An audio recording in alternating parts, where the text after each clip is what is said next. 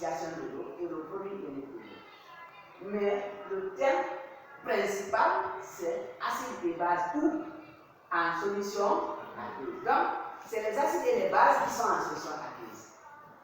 Si les acides et les bases sont en solution aqueuse, vouloir attaquer directement le produit ionique de l'eau sans connaître les notions préalables de la solution, ça va troubler.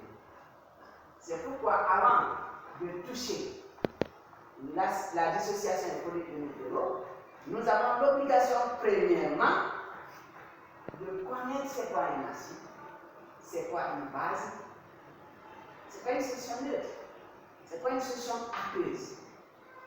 Si nous connaissons ça, nous allons étudier certaines grandeurs qui rentrent dans les études de ces solutions, automatiquement on fait des produits. Maintenant, dans cette partie, malgré que je parle de 2 heures, il y a des ingrédients qui rentrent dans le travail. Par exemple, on parlera du produit ionique de l'eau, mais comment on le définit en fonction du pKa. C'est en fonction de certaines grandeurs qui déterminent la puissance. On appelle les logarithmes. Eh bien, il y a 2 types de logarithmes. Il y a les logarithmes de base 10, qu'on appelle logarithme décimal, et le logarithme népérien, qu'on appelle LN. Donc, nous devons étudier dans cette même partie les propriétés logarithmiques. Et quand nous terminons les 2 heures, nous allons toucher les acides et bases, mais principalement acides forts et bases fortes. Parce que quand vous prenez acides et bases, quand on était en 10e année, on pouvait juste dire que quand une solution est acide, alors le bleu du bromotimol vire au jaune. Quand elle est basique, c'est bleu. Quand elle est neutre, c'est vert. N'est-ce pas?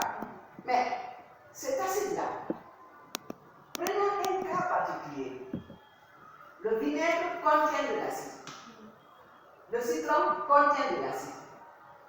On est d'accord? Il y a évidemment aussi l'acide chlorhydrique. Il y a l'acide sulfurique. Il y a plein d'autres acides. Par contre, nous pouvons prendre le vinaigre et mettre dans certains repas que nous fabriquons qu'on appelle salade. N'est-ce pas? Mais on peut prendre l'acide chlorhydrique, mettre dans votre salade. Ça veut dire qu'il y a de ces acides qui sont forts et il y en a qui sont faibles. Donc, si nous ne pouvons pas faire la part des choses entre acide fort et acide faible, entre base forte et base faible, ça devient très difficile pour nous. Donc, à il faut que nous allons comprendre c'est quoi un acide fort, c'est quoi une base forte. Quand nous terminons cette partie, on va toucher le couple acide-base. Au niveau du couple acide-base, nous aurons évidemment 12 heures. 12 heures de cours. Et au niveau de ces 12 heures de cours, permettez-moi de vous dire que nous allons étudier l'acide faible. Quand nous touchons l'acide faible, nous allons d'abord savoir comment il se dissocie en solution aqueuse. Et c'est quoi la constance d'acidité? Si nous connaissons la constance d'acidité, nous serons contraints de faire certaines classifications. Comment dans les couples acide-base, on peut connaître l'acide le plus fort, comment on peut connaître la base la plus forte. Comment on peut connaître dans les couples acide et base où se trouve si je vais répéter le même mot, où se trouve la base faible, où se trouve l'acide faible. Maintenant, il y a, tout de suite je viens de parler du bleu du bromotimol. Il n'est pas le seul indicateur. Donc, si on prend indicateur, lui aussi on le fait rentrer dans cette partie qu'on appelle couple acide-base. Lui aussi c'est un élément particulier. Mais cet élément particulier, l'indicateur coloré, nous allons les étudier. Et on va dire que les indicateurs colorés sont aussi des couples acide-base. dont la couleur dépend du milieu. Donc, à ce niveau, nous aurons la chance d'étudier la zone de virage d'un indicateur coloré. Et si nous terminons cette partie avec les 12 heures, nous allons toucher les réactions acido-basiques. On aura 10 heures. Il se trouve déjà que nous avons étudié l'acide fort, nous avons étudié la base forte, nous avons étudié l'acide faible, nous avons étudié la base faible. Maintenant, si on prenait ces éléments-là, un à un, je prends un acide fort, je réagis avec une base forte, ce n'est plus une réaction acide, mais c'est par contre une réaction acido-basique. Mais cette réaction acido-basique, comment elle se comporte? Comment vous pouvez constater que vous avez mis deux espèces ensemble? La nature du mélange doit être comment? Parce que si j'utilise une solution acide, je vais dire qu'elle est acide, non? Maintenant, si j'utilise une solution acido-basique, c'est deux espèces maintenant. Je dois connaître le milieu est comment. Donc, c'est ça qui va nous amener, lorsque l'acide est fort et la base est forte, à vérifier d'abord la quantité de matière du milieu. C'est la quantité de matière du milieu qui peut vous aider à connaître la nature de ce mélange. Et c'est là où vous allez parler, n'est-ce pas, évidemment. pH, du mélange, les concentrations, après le mélange, avant le mélange, à l'équivalence. Des courbes vont être dessinées pour montrer l'évolution. La solution est acide. Je dois la doser. Je dois mettre une solution basique sur cette solution. Préalablement, elle était acide. Mais quand j'augmente la base, l'acidité diminue, la basicité augmente. Ça veut dire que, au niveau de l'acide, le pH est petit. Maintenant, si le pH doit augmenter, la courbe doit monter, mais elle doit descendre. Elle doit monter. Maintenant, au cours de l'évolution de la courbe aussi, nous allons constater des points essentiels de la courbe, où on appelle des points d'inflexion, où la courbe commence à changer l'allure à chaque niveau. Donc, cela va nous amener à déterminer les points d'équivalence acido-basique. Alors, quand nous allons finir cette partie, on prendra aussi les mélanges entre l'acide fort et la base faible. Comprenez? Et encore, la base forte, l'acide faible. Et là aussi, on va étudier les comportements. Au cours de ces comportements, nous allons constater que la courbe n'aura plus les mêmes allures qu'au début.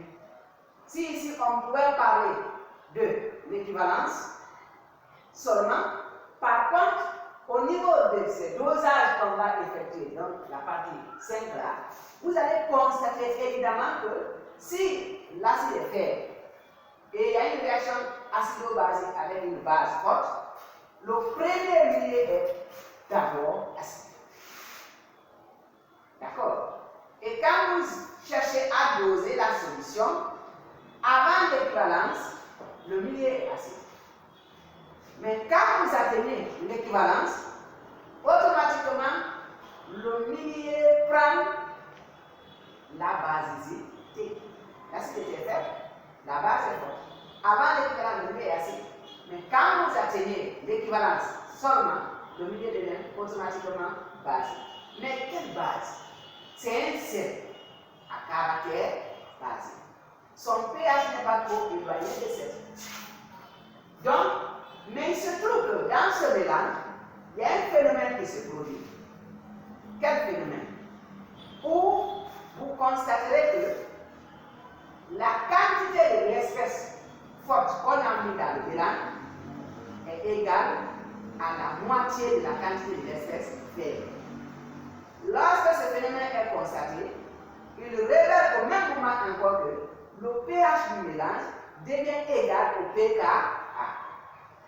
Dès que vous constatez un tel phénomène, on appelle sa solution.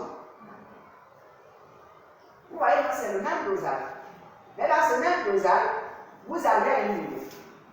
Quand vous êtes arrivé, le pH du départ, le pH du mélange, est égal au pKa. Dès que le pH de la solution est égal au pKa, rien ne va changer la quantité de l'espèce forte soit égale à la moitié de la quantité de l'espèce faible. Donc, de telles solutions, on l'appelle solution tampon. Ça veut dire que vous êtes à la demi-équivalence.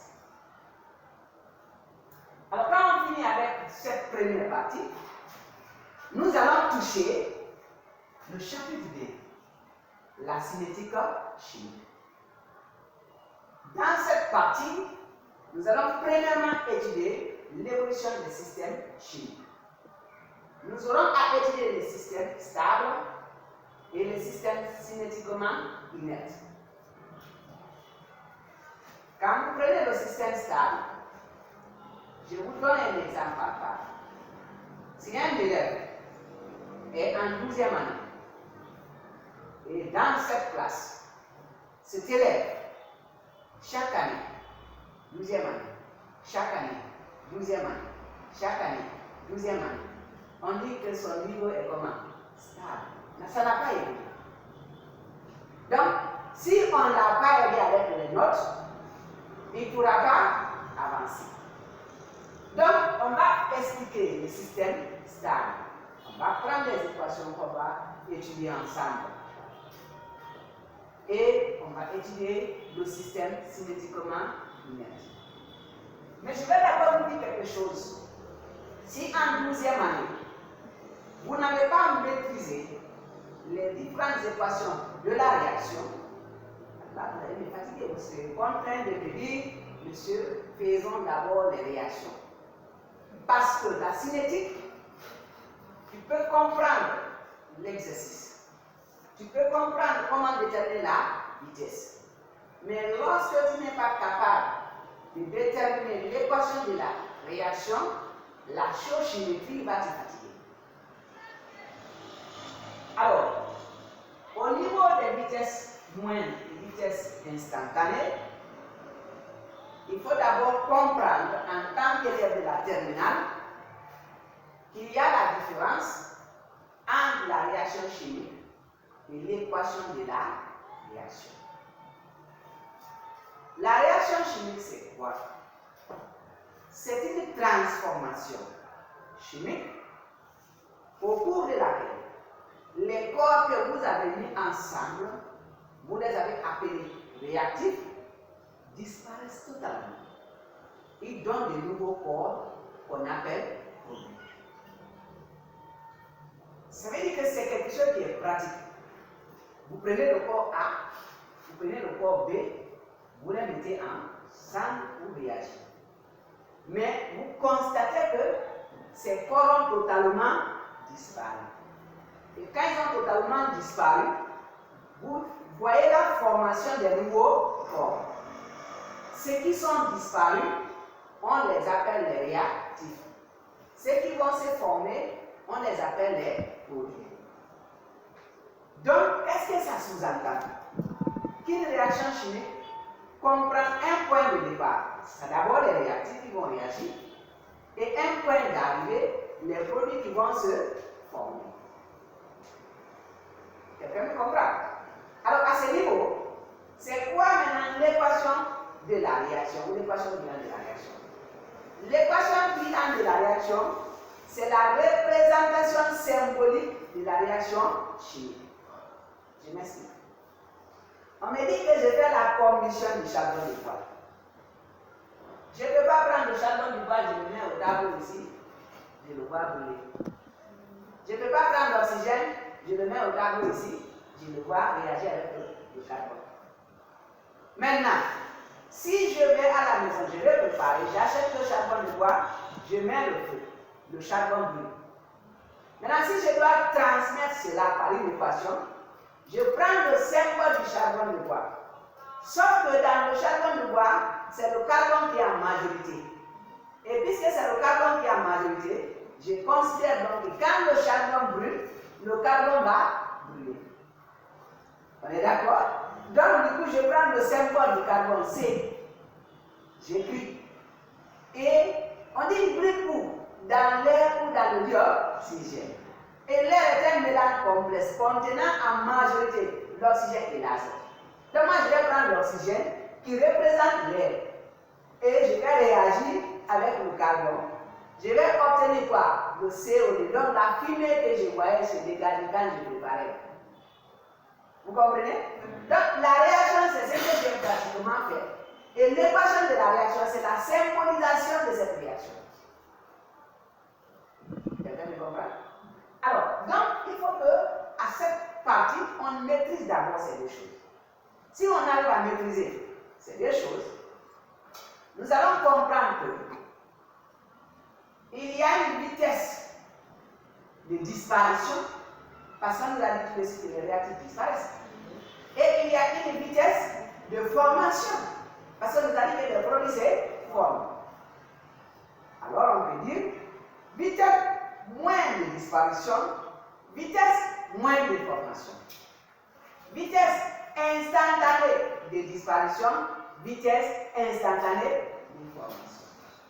Parce qu'il ne suffit pas de dire vitesse moindre, la vitesse moindre de vitesse instantanée et que ça s'arrête là si vous ne comprenez pas la notion de réaction chimique. Alors, c'est ce que nous allons étudier en profondeur. Et nous allons étudier avec détail. Je ne vais pas me presser parce que beaucoup de personnes qui sont en ligne qui suivent, quand je suis pressé, ils ne vont pas saisir ce que je suis en train de dire. Arrivé au niveau des facteurs cinétiques, je vais tout de suite vous donner un exemple à part. Prenez deux familles. Les deux familles, celle qui n'a pas les moyens et celle qui a les moyens. Bon, je vais calculer les trouver. Le plus souvent, c'est les problèmes. Maintenant, il y a une famille Touré et une famille Keita. La famille Touré n'a pas les moyens. Et la famille Keita que nous sommes, chez nous, il y a congélateur, il y a tout. Les deux personnes envoient leurs enfants au marché, vont acheter des poissons fraîches. Ils viennent avec les poissons à la maison. Et chez nous, dans la famille Keita, on met dans le congélateur. Et la famille Touré, au-delà d'avoir d'être en manque de moyens, cherche encore à ne pas être trop intelligent. Et au lieu de pousser les poissons, enlever ce qu'on appelle les déchets qui sont à l'intérieur, les insectes, tout ça là, et ils vont mettre ça à l'air libre. Vous faites 2 jours. Les poissons sont dans cette famille et dans les deux côtés. Dans quelle famille vous partirez saluer et que votre odorat est tranquille? Chez Keita. Pourquoi? Parce que chez Keita, le poisson n'est pas pourri. Mais chez Touré, le poisson est totalement pourri. Pourquoi? C'est les mêmes poissons, achetés le même jour. Ils ont fait les mêmes durées, tandis que de l'autre côté, c'est pas pourri, de l'autre côté, c'est pourri. C'est que chez nous, la température du système d'évolution dans les tissus cellulaires des poissons a été diminuée. Par contre, de l'autre côté, au lieu de mettre dans un congélateur ou de sécher, de laisser comme ça. Et dans les cellules de ces poissons, c'est tout la cadavrine. La cadavrine, c'est une amine. Et les amines ont une caractéristique nauséabonde. Donc vous allez voir que ce liquide-là qui se trouve dans le tissu, c'est perce. Et vous allez voir, c'est noir sur la paroi des poissons. C'est ce liquide-là qui donne l'odeur nauséabonde. Mais ce liquide-là, lorsqu'il est soumis à une température basse, cela veut dire que ce liquide-là ne peut pas fondre rapidement. Donc même si la réaction ne devrait pas accélérer, mais le fait que la température est élevée, ça a propulsé rapidement l'évolution de la réaction. Parce que je me rappelle que quand elle est partie acheter au marché, la femme qui vendait le poisson, il y avait la glace. Mais elle vient, elle ne met pas la glace. Donc elle n'a pas étudié, mais elle sait que la température est un facteur cinétique. Elle n'a même pas été à l'école, elle vend le poisson, mais elle sait que la température est un facteur cinétique. Donc la vitesse peut varier en fonction de la température. Elle n'a pas étudié, mais elle le sait.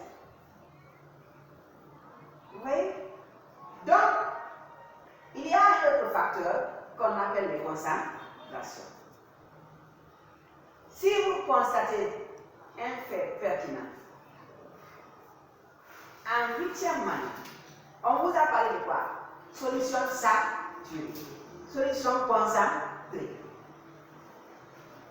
Je vous donne un exemple. Prenez 50 ml d'eau avec 300 mg de sucre. Le sucre étant de soluté. Et prenez encore 50 ml d'eau avec cette fois-ci 1 kg de sucre. Où le sucre peut se dissoudre facilement.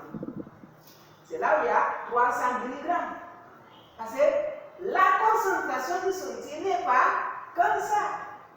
Et le fait que la concentration du soluté est élevée de l'autre côté, la solution devient saturée. La solution est saturée lorsque le solvant est incapable de dissoudre l'eau solide. Et ça veut dire donc que la concentration aussi peut impacter la vitesse d'une réaction. C'est bon? Alors, on peut prendre autre chose. La surface du soldat. Si vous voyez à l'hôpital, vous prenez les médecins, même s'ils ont l'habitude d'utiliser un déchet pour faire des réactions au labo, à chaque expérience, ils lavent le même déchet. Pourquoi ils lavent? Parce que si vous n'avez pas lavé, vous avez établi une première réaction chimique, vous avez fait les analyses, vous n'avez pas lavé, vous voulez avoir un résultat avec d'autres réactifs. Et vous prenez ces réactifs, vous mettez dans un déchet non lavé. Il se trouve qu'il y avait un précipité déjà en bas. Donc la surface de contact va faire que le produit que vous voulez, vous ne l'obtiendrez pas. Rapidement, ça dégénère la réaction. Vous comprenez? Alors, il y a aussi un autre facteur. Lorsque la réaction est en phase gazeuse, la pression peut impacter la réaction chimique. Je vais vous dire quelque chose. Vous prenez 50 ml d'eau, vous prenez 300 mg de sucre, vous mettez dans un déchet. Quelqu'un d'autre prend encore 50 ml de sucre, 300 mg. 50 ml d'eau, 300 mg de sucre encore, il met dans un autre déchet. L'autre garde et l'autre agite. Il est en train d'agiter le mélange. Et l'autre, il n'est pas en train d'agiter le mélange. Où le sucre va se disperser rapidement. Là où on est en train d'agiter le mélange. La pression donc soumise à cette solution facilite la solution rapidement. Vous voyez que la chimie, ce n'est pas quelque chose de compliqué, c'est les choses de façon pratique. Donc, c'est ce qu'on appelle les facteurs cinétiques. L'ensemble de ces grandeurs qui peuvent modifier la vitesse de la réaction chimique. Et après les facteurs cinétiques, on va étudier le mécanisme de réaction chimique. En 10e, pratiquement, on vous a dit que quand vous prenez le méthane avec le dichlore, tout de suite, quelque chose va se passer. C'est qu'il y a une substitution. Qu'est-ce que ça veut dire? Un atome d'hydrogène va céder la place à un atome de chlore. Ils vont former le chlorométhane, le CH3, plus l'acide chlorhydrique. Donc, ça veut dire que l'atome d'hydrogène a été enlevé par le chlore. Mais je vous pose la question. Si je prends deux personnes, je dis à mon ami de venir ici, tout de suite, bien. Alors, vous constatez ici, je vais faire un bar par là. Et c'est lui qu'on est là. Qu'est-ce que je constate comme qui par là? On dit à nous deux. Si on compte jusqu'à 3, il ne faut pas tirer. Si on compte jusqu'à 3, on dit de tirer. Alors, quelle est la probabilité probabilité que moi je puisse me déplacer sur cette ligne. Si ma force est supérieure à ça, il faudrait que j'ai une force, autrement aussi appelée une énergie nécessaire, plus grande que l'énergie de ce monsieur, pour que je puisse le tirer sur la ligne et je le déplace. Alors, si donc il y a une substitution entre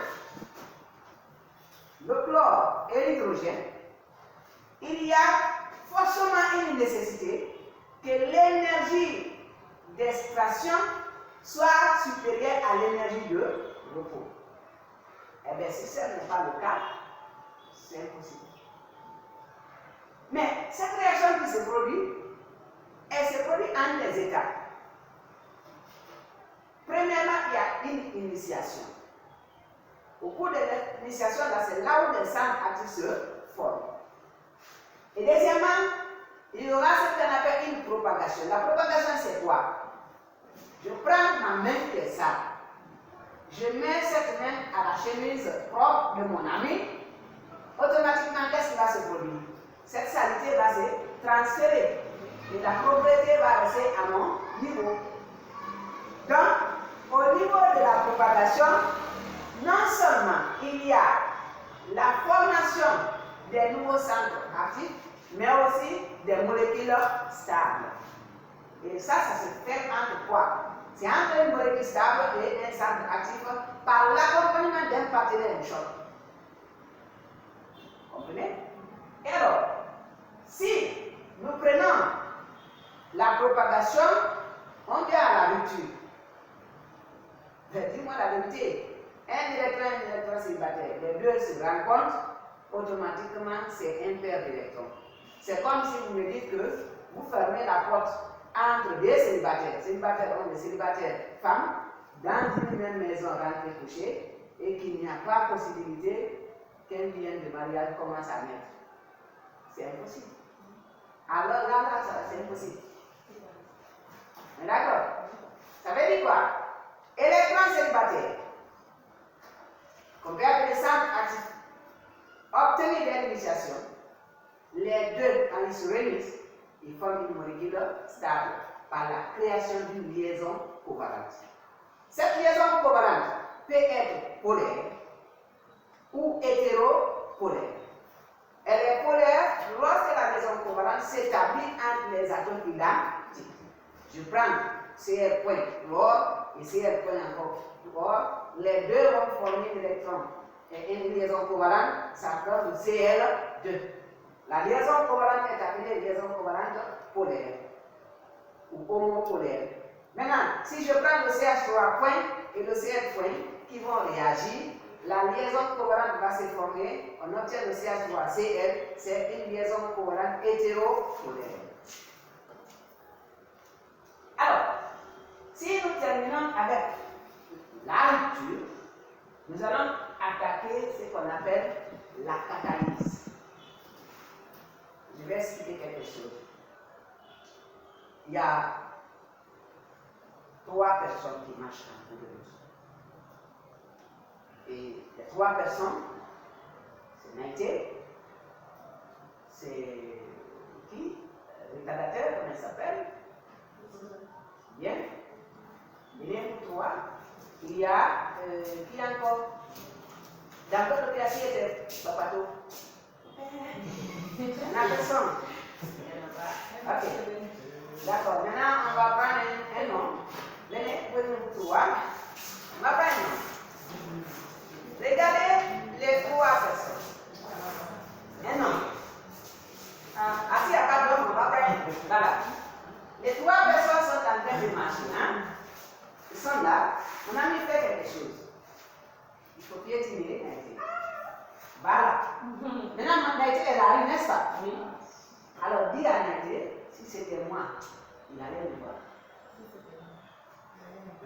Naïté, voilà. Agis maintenant, commence. Tu vois? Oui. Et puis, c'est tellement pratique. Naïté n'avait pas vraiment pris ça au sérieux. Mais parmi eux, il y a une personne qui a provoqué. Alors, si les personnes vont partir devant les autorités, est-ce qu'elle a un N'est-ce pas? Mais si le premier a grandi, c'est à cause de qui? C'est à cause d'elle. Mais pourtant, elle n'a pas eu de problème. Alors, on va l'appeler catalyseur. Maintenant, le système formé, c'est ce qu'on appelle la catalyse. Le catalyseur, il provoque, il accélère, il modifie la vitesse de la réaction. Il accélère la vitesse de la réaction sans pour autant rester à la fin du système. Vous comprenez? Il est dans le système. Son objectif, c'est pour accélérer la vitesse de la réaction. Mais il ne reste pas dedans. Après, il sort. Premièrement, il y a absorption, il y a désorption. Et là, on va étudier les catalyses homogènes et les catalyses hétérogènes. On parlera de la catalyse homogène lorsque les réactifs, les produits et le catalyseur sont des mêmes phases. On ne peut pas identifier. Ils sont des mêmes phases, on dira que la catalyse est homogène. Et quand on va terminer cette partie, on va étudier la catalyse hétérogène. Lorsque les réactifs, les produits et, n'est-ce pas, le catalyseur sont des phases différentes. Par contre, il y a d'autres réactions dont l'un des produits de la réaction assure le rôle de catalyseur. Si une telle réaction se présente, on dit que c'est la réaction d'auto-catalyse. Auto qui veut dire soit, donc auto-catalyse. Comprenez? Donc voilà ce qui va être étudié sur cette partie de catalyse. Mais on ne va pas rester là, il faut qu'on essaye de comprendre, est-ce que c'est important? C'est important. Surtout le choix des catalyseurs. Il y a de ces réactions qui peuvent donner des produits différents. On va les étudier. Donc c'est le choix de ton catalyseur qui peut définir le produit que tu veux avoir. Lorsqu'on va étudier les systèmes, on va aussi étudier les différentes classifications de réactions. Réaction lente, infiniment lente, instantanée. Mais, réaction instantanée peut devenir lente. Si on choisit des grandeurs qui peuvent ralentir cette réaction. Oui. Et nous, en tant qu'industriels, qu'est-ce qu'on peut faire? Si je devrais avoir un produit de réaction dans un mois, je peux appliquer un catalyseur sur cette réaction pour que je l'obtienne le même chose. Le rendement est comment? Plus élevé que lorsque j'attends la réaction naturelle se dérouler. La production naturelle de l'alcool, par exemple, si vous prenez le sucre, vous prenez la levure, vous mélangez dans l'eau, alors il vous faut attendre un minimum de 30 jours pour qu'il y ait la fermentation alcoolique. Et prenez le mélange, allez chauffer. Et vous faites ce qu'on appelle la distillation fractionnée, obtenir l'alcool et laisser l'eau sans alcool. Mais si moi je vais préparer de l'alcool le même jour, je dois utiliser les catalyseurs pour que je l'obtienne le même jour. Au lieu d'attendre 30 jours, alors que les gens ont besoin, n'est-ce pas, de consommer. C'est pourquoi vous voyez, dans la production artisanale que les gens font au village, il faut 30 jours pour que les gens produisent l'alcool. Alors que dans le milieu industriel où on fabrique l'alcool, il suffit de mettre le mélange avec les catalyseurs demandés. Le même jour, les bouteilles ne font que sortir. Les bouteilles ne font que sortir. Donc, la demande sur le marché, n'est-ce pas, elle n'est pas impactée. Vous voyez, je ne vous conseille pas de prendre l'alcool, mais je vais juste expliquer ce que la science dit. Donc, les catalyseurs sont importants. Donc, elle est importante. Ce n'est pas pour créer des problèmes, mais à des moments donnés, les catalyseurs sont importants. Il y a aussi ce qu'on appelle aujourd'hui des réactions provoquées. Quand une femme est en état de famille, et que cette femme, elle est à 7 mois par exemple, mais on essaie de voir que est-ce qu'elle a la possibilité d'enfanter dans les meilleures conditions quand elle va atteindre 9 mois. Alors, si on sait que vraiment vouloir attendre cela, ça va impacter la santé de la femme, on provoque la réaction à cette mort. On va la soumettre à certains produits que je peux considérer qui vont jouer le rôle catalytique pour provoquer l'accouchement. Et l'accouchement est provoqué, on prend les enfants, on les met dans le tube anti-oxygène, où les enfants peuvent attendre l'âge nécessaire pour avoir les 9 mois. Vous voyez? Donc, la chimie, elle est partout. La chimie est dans notre quotidien. Donc, après cette partie, il faut nous asseoir. Nous aurons à étudier la chimie organique. La chimie organique. Alors, si vous prenez le manguier, quand vous avez construit, vous l'avez planté, et autour de ce manguier, vous avez mis le gravier. Chaque fois, vous arrosez, vous arrosez, vous arrosez. Alors, si vous avez fait 5 ans dans votre domicile là-bas, qu'est-ce que vous constatez? Qu'est-ce que vous constatez? Le manguier va grandir. Le gravier aussi va grandir. Le gravier ne va pas grandir. N'est-ce pas? Mais pourtant, quand nous étions en train de mettre l'eau là, est-ce que ça ne tomberait pas encore sur le gravier? Maintenant, pourquoi c'est le manguier seulement qui a grandi? Le gravier n'a pas grandi. C'est le manguier qui respire. Ah, le manguier respire. Pourquoi il respire? Ah, c'est pour vivre. Mais ça veut dire quoi? Et le gravier? Alors, qu'est-ce qui permet au manguier de respirer? C'est les feuilles. Oui. D'accord. Ces feuilles-là représentent quoi pour le manguier? Votre nez là représente quoi pour vous? Comment vous appelez ça? Les organes. Donc, tout ce qui contient des organes peut avoir besoin de reproduction, peut avoir besoin de nutrition, peut avoir besoin de grandir. Donc, ça veut dire que ça vit. Donc, si ça vit, on dit que ça contient des organes. Maintenant, tout ce qui ne contient pas d'organes ne peut pas respirer, ne peut pas manger, ne peut pas grandir. Donc, on dit que lui ne contient pas d'organes. Donc, ce qui contient l'organe, on dit matière organique. Ce qui n'ont pas d'organe, on dit matière inorganique. Tenez-vous bien, inorganique est le contraire de organique. Parce que les mots en OR forment le plus souvent les contraires en IN, inorganique. Organisation, inorganisation. Donc, il y a les matières organiques, il y a les matières inorganiques. Bien. Alors, les matières organiques là, ils ont des éléments principaux qu'ils contiennent que les matières inorganiques ne contiennent. C'est pourquoi, au niveau de la chimie organique, il faudrait d'abord connaître pourquoi on a appelé chimie organique. Donc, on va dire de façon générale, c'est l'étude des composés organiques. Donc, l'étude des composés qui contiennent des organiques. Et souvent, quand je suis là, je dois faire le plus grand chercheur, Kekouré, qui a travaillé dans ce domaine avec la structure du benzène. Il se moquait de la jeunesse à l'époque. En 12e année, on aurait dû peut-être le renseigner.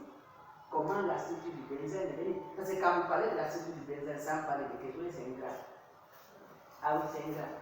Parce que c'est lui qui a pu faire la structure du benzène. Quand il se moquait de la jeunesse, il dit, mais tout le monde n'a pas pu, mais toi tu l'as fait comment? Il dit que lui, il a fait cette structure du benzène en rêvant, il dormait. Un jour, il quittait à Londres. Il était dans le bus londonien. Il somnolait dans le bus. Et puis, il a vu les atomes danser. Oui, c'est ce qu'il voulait. Il dit, il voit les atomes danser. les atomes, comment ils dansaient? Il dit les atomes dansaient en rond. Mais après avoir expliqué cela, le benzène de former C6H6, la danse de Kepler ne pouvait pas établir la tétrabranche de carbone. Il dit, ah, monsieur, on a regardé les atomes là, malgré les danses, ça donne pas. Il dit, non, non, non. Un jour, j'étais aussi assis autour du feu et je somnolais. Pendant que je somnolais, les atomes qui dansaient se mordaient les queues. Ils dansent en rond et se mordent les queues. Et quand on a expliqué cela maintenant, directement on a obtenu la tétrabranche du carbone correctement. Et on a mis son nom dans tous les documents scientifiques à cause de ce travail. Donc, c'est les personnes qui ont travaillé sur la chimie organique. Quand je touche la chimie organique, je ne peux pas m'en passer sans reconnaître les efforts. Alors, nous allons toucher la stéréochimie. Le monde dans lequel nous vivons est spatial. Et les molécules qui le constituent sont spatiales. Au niveau de la stéréochimie, nous allons étudier la disposition spatiale des atomes dans l'espace. Alors, nous verrons ce qu'on appelle les isomères. En 12e année, vous les avez définis. Ce sont ces composés, ils ont des formules générales ou brutes identiques, mais les formules se développées différemment.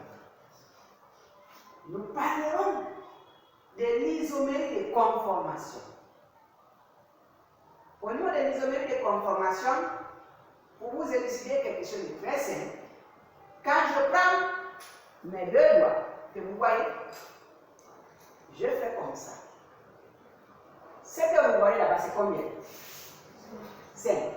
Pourtant, c'est 10, non? Vous voyez que les 5 autres ont caché les premiers doigts.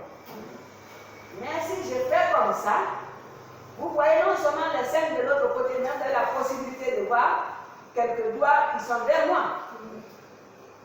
Alors, lorsque la Lune est à la même disposition que le Soleil, comment vous appelez? L'éclipse du Soleil, n'est-ce pas? Donc, nous aussi, lorsque les atomes sont disposés comme ça, on dit conformation éclipsée. Nous aussi, on a tiré de la nature, quoi. On ne peut pas aller là. On dit conformation éclipsée.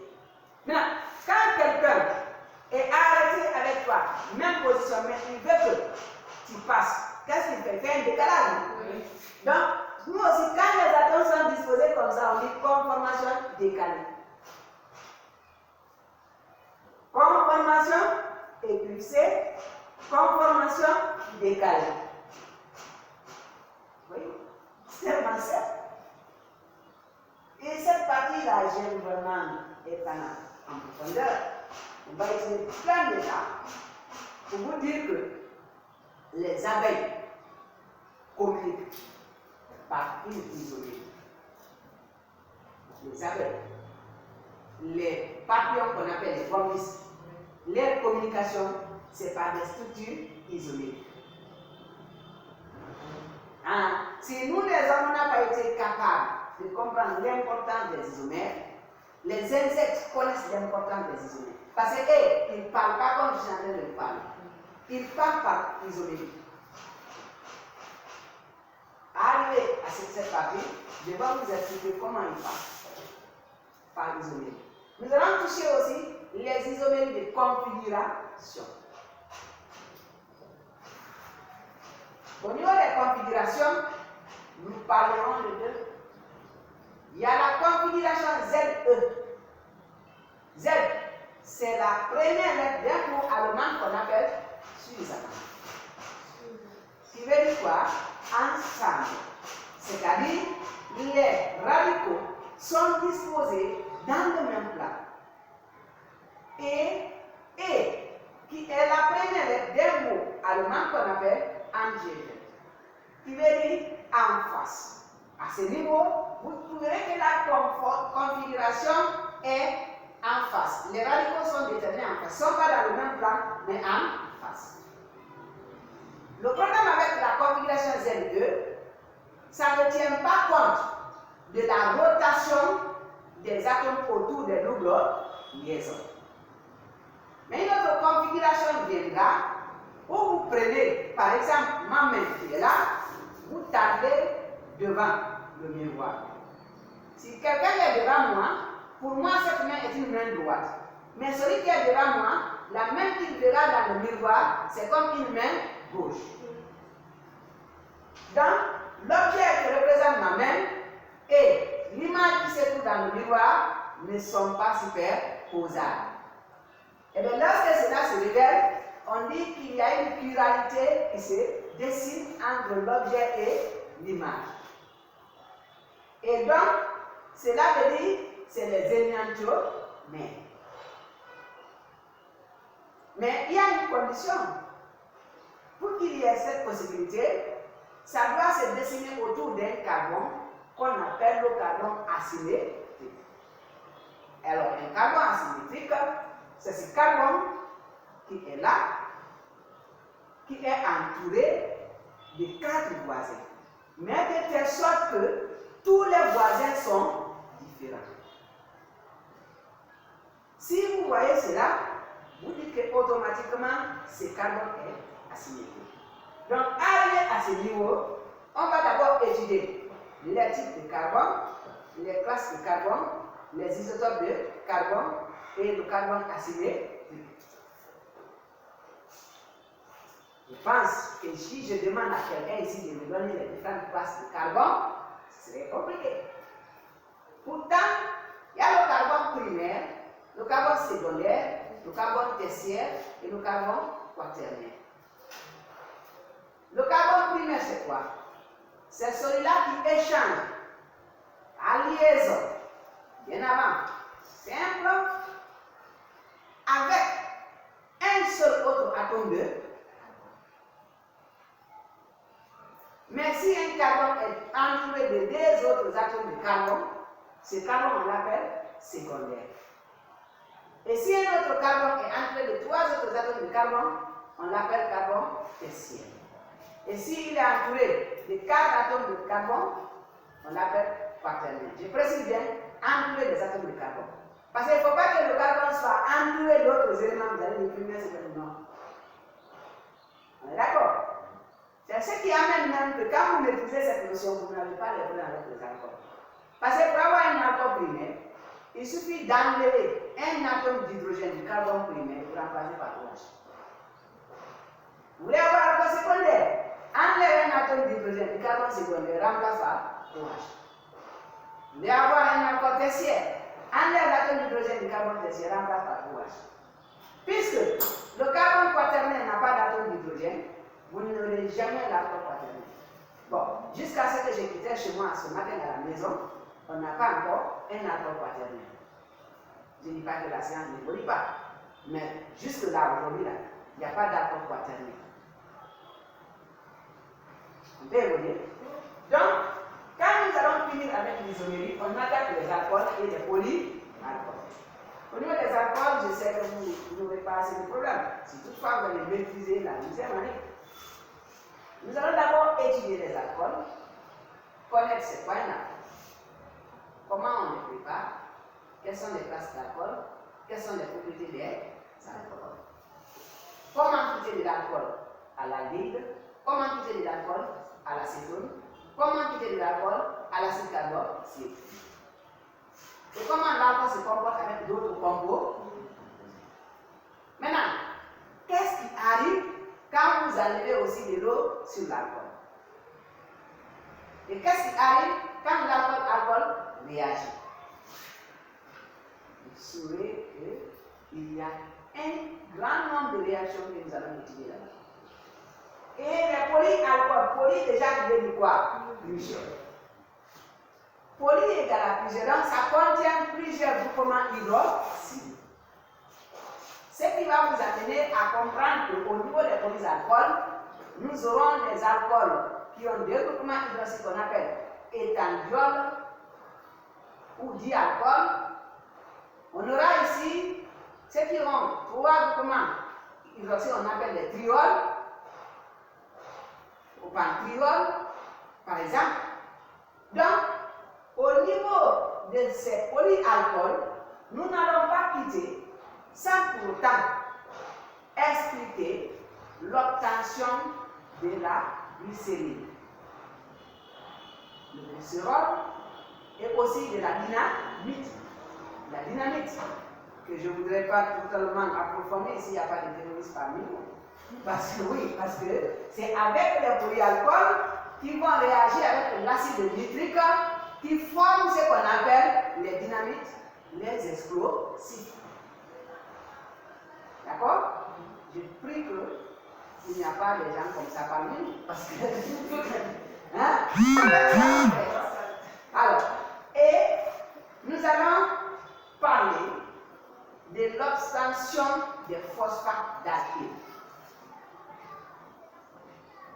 Quand vous prenez l'acide phosphorique, l'acide triphosphorique, vous réagissez avec un alcool, qu'est-ce que vous obtenez?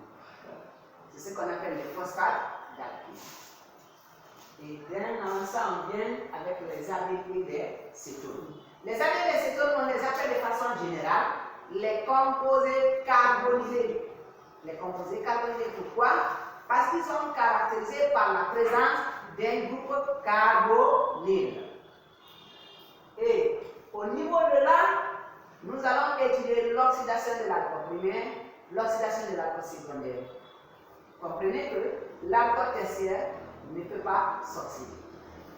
Et maintenant, nous allons revenir encore au niveau effectivement de ces réactions pour connaître quelle est la réaction identique entre l'ADP et la cétone. On va donc parler de la DNPH. DNPH veut dire quoi? Dinitrophénylhydrazine. Dinitro, ça veut dire qu'il y a deux groupements nitro, NO2. Phényl, c'est lorsque le benzène perd un hydrogène, il devient phényl. Hydrazine, c'est H4N2 qu'on appelle hydrazine. Donc, hydrazine est rattachée au phényl à la position numéro 1. Donc, juste à la position numéro 2, il y a un groupement NO2. Et dès que vous quittez la position numéro 2, à la position numéro 4, il y a un autre groupement NO2. Donc, l'hydrazine position 1 et NO2 numéro 1 et numéro 4, on dit donc 2, 4, dinitro, parce qu'il y a deux groupements nitro, phénylhydrazine. C'est des choses importantes dans les études. Vous les avez étudiées en 10e année. On les a étudiées en plan de réaction. Alors, maintenant, si on constate ce fait, on se posera donc la question. Y a-t-il des réactions spécifiques qui nous permettent de séparer les ADP des cétones? Oui. Donc, si tel est le cas, nous allons les étudier. Parce que si on prend les deux composés, on les appelle tous des composés carbonés. Et je vais vous dire qu'ils sont isomères de fonction. Lorsque N est supérieur ou égal à 3, les ADP et les cétones ont la même formule générale. Maintenant, comment toi tu peux faire la différence? Il faut donc les réactions qui te permettent de séparer. C'est ce qu'on va étudier avec le nitrate d'argent ammoniacal, avec la liqueur phénique, avec le réactif de chiffre. C'est bon? Donc, cela va nous aider à comprendre comment séparer les ADP et les cétones. On dira évidemment que les ADP sont des bons réducteurs, tandis que les cétones ne le sont pas. Mais par contre, une oxydation énergétique de la cétone peut découper la molécule en deux parties. Elle vous donne un acide carboxylique et un alcane. Elle ne s'oxyde pas. Mais avec une oxydation énergétique accompagnée de la vapeur, la cétone donne deux molécules. L'acide carboxylique et alcane. Et quand on termine cela, on va prendre les acides carboxyliques et les dérivés. Les acides carboxyliques, comme le nom indique, contiennent dans la molécule la fonction carboxyle. COOH. Maintenant, il y a les dérivés qui proviennent de là. Quand vous prenez un agent chlorurant, le chlorure de thiolide, le pentachlorure de phosphore, vous mettez sur un acide carboxylique, directement, l'acide carboxylique va donner le chlorure d'acide. Mais quand vous prenez un agent déshydratant, le décaoxyde du tétraphosphore, vous mettez sur un acide carboxylique, automatiquement, l'acide carboxylique va donner l'anhydride acide. Par contre, si c'est de l'ammoniac qui a réagi avec l'acide carboxylique, vous obtenez amide. Mais il y a des réactions qui se produisent encore avec les dérivés d'acide carboxylique pour donner un autre composé qu'on appelle ester. Tout comme l'acide lui-même avec l'alcool peut réagir entre eux pour donner l'ester et l'eau. Donc, après cela, nous allons étudier les amides et les amines. Les amides, c'est l'interdérivé de l'acide carboxylique. Les amines, c'est comment dire, c'est des composés caractérisés par le groupement NH2. Et les amides, l'un des dérivés des acides carboxyliques. Au niveau des amines, on aura à étudier quoi? D'abord, c'est quoi l'amine? Quelles sont les différentes classes d'amines? Comment on les nomme? Car elles sont propriétés nucléiques des amines. Et quelques réactions des amines avec d'autres composés.